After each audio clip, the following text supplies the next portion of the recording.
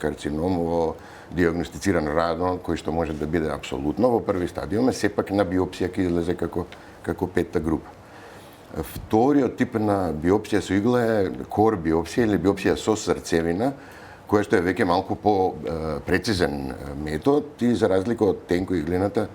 со неа добиваме примерок во вид на цилиндар, значи на парче ткиво, не се работи на ниво на келија, проценка туку парче ткиво, што е многу слично